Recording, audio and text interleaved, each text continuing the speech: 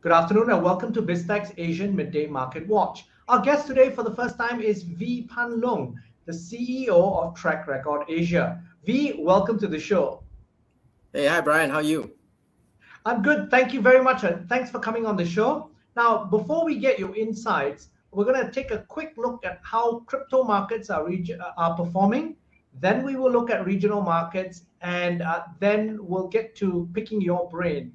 Now, we're going to start, first of all, with Bitcoin. Bitcoin is at 42,257. It's down 0.94%.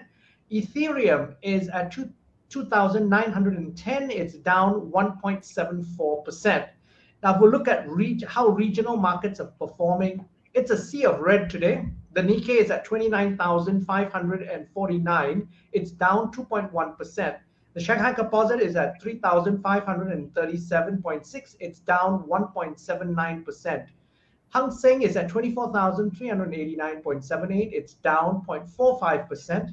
The ASX 200 is down 1.07% at 7,198. The Kospi is down 1.63% at 3,047.28. Closer to home, we've got the SGX, which is down 0.37% at 1,500. That's an error on my part, sorry. The Bursa Malaysia is at 1,541.41. It's down 0.37%.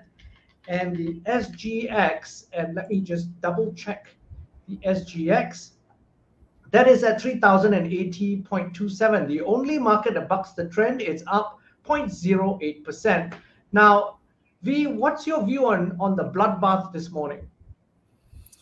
Well, bloodbath, huh? It's a rare occasion, right? It's a rare occasion in this in this stretch of up move for quite some time now. I think it's following on yesterday's movements in New York, U.S. stock exchange. As you said, everything was down, got crushed because crushed in terms of near-term volatility that we see these days. It's trading off the weak risk sentiment because of inflation fears. The U.S. bond market yields have been rising since early this week, and also energy prices. Energy prices. We're seeing energy shortages around the world, and that's worrying people a little bit. It's feeding onto fears of inflation, and soon you'll hear the mainstream press talk about stagflation again, right? The fears that never turns up, but they like to talk about it.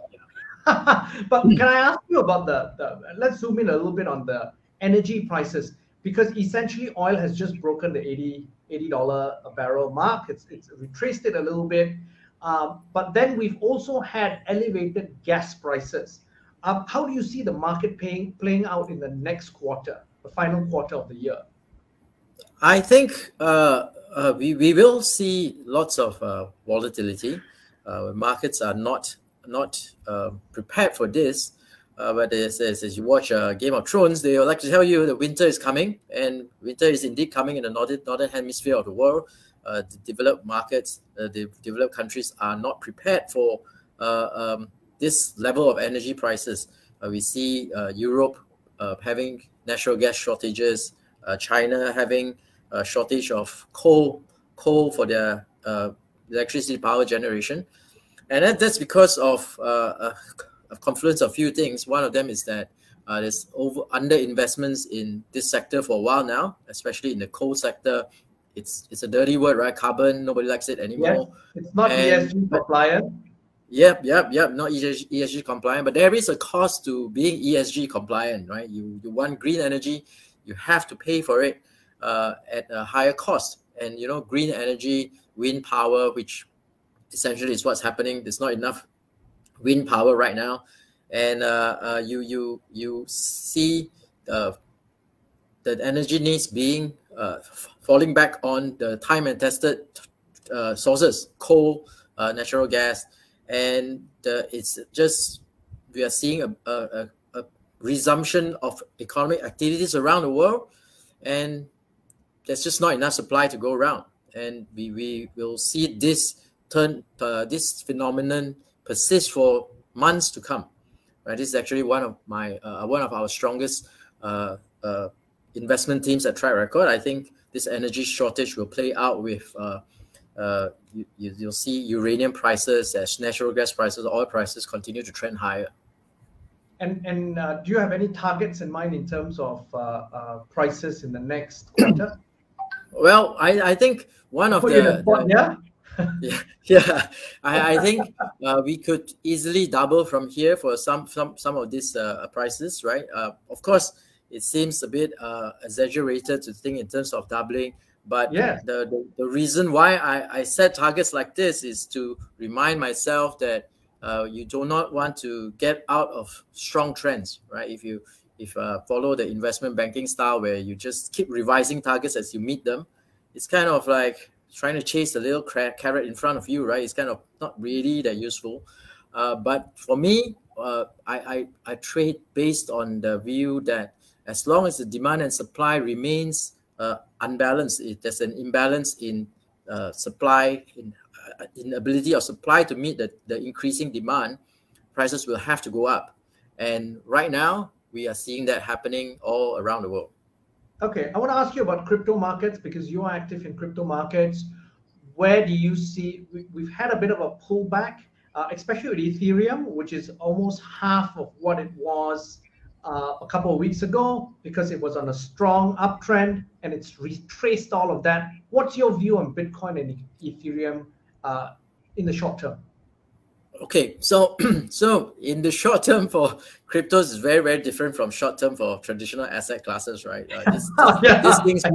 These things, you give a short term view, it changes in the next 1 hour or so.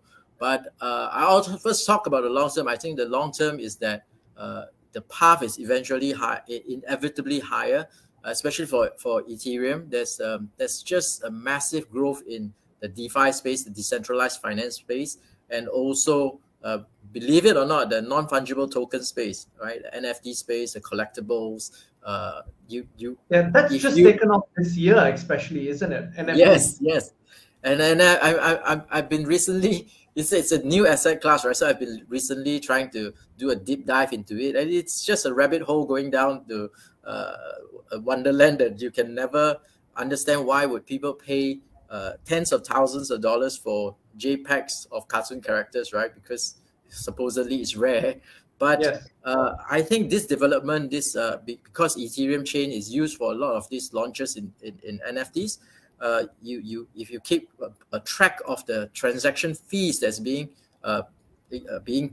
charged on the Ethereum mainnet, you'll find that the growth is tremendous, the network effect is tremendous. So the fundamental underlying forces is for much higher prices. But in the short term, lots of things can happen, right?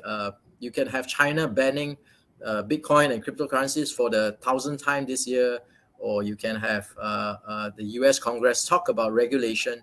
But I think every pullback that you have is an opportunity for the longer term.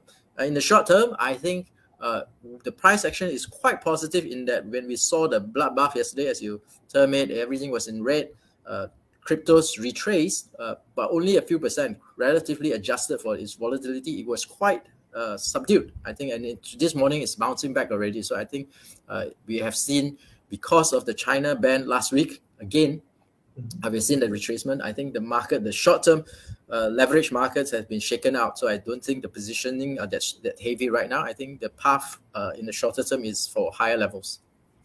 Now, the final question, I want to talk about FX markets now, because there's a lot of uncertainty in markets. There's China risk, there's US risk. What's your view on the dollar and the impact on Asian currencies in particular? Well, I think in the shorter run, what we are seeing right now is US yields feeding into, leading to a stronger dollar. And that could persist for a little bit, but I think in the longer run, as long as the scenarios that I've imagined continue to play out, which is that the tapering process of the Federal Reserves remain very transparent and gradual, which by all accounts, Chairman Powell has said that he will commit to that promise still, and that the Biden stimulus plans, which have been the Congress have been trying to get it passed for ages, but eventually he has to pass it because his target is the midterm elections, which is November next year, and for the stimulus plan to come into play and to actually have some impact on the economy, because it's always about the economy for the US election. You can talk a lot about politics, a lot about policies, but eventually, if the everyday man is doing well, he's going to be voting for the government that is doing well, that's been doing well. So, because the Democratic Party has such a narrow majority in the Senate, basically it's tied for 50-50 with the tiebreaker in the hands of the vice president, it would be very foolish of them to not get some spending bills through to ensure that they hold on to this narrow majority and continue to be able to put their legislation that they like into policy. Yeah. Now, Veet, thank you very much for your insights. Thank you. Take care. Now, we've been speaking to Leung, the CEO of TrackRecord Asia, on Biztech's Asian Midday Marketwatch. This video will be on our various platforms as well as our website, www.biztech.asia. Please like and subscribe to our various platforms. Thank you very much for tuning in.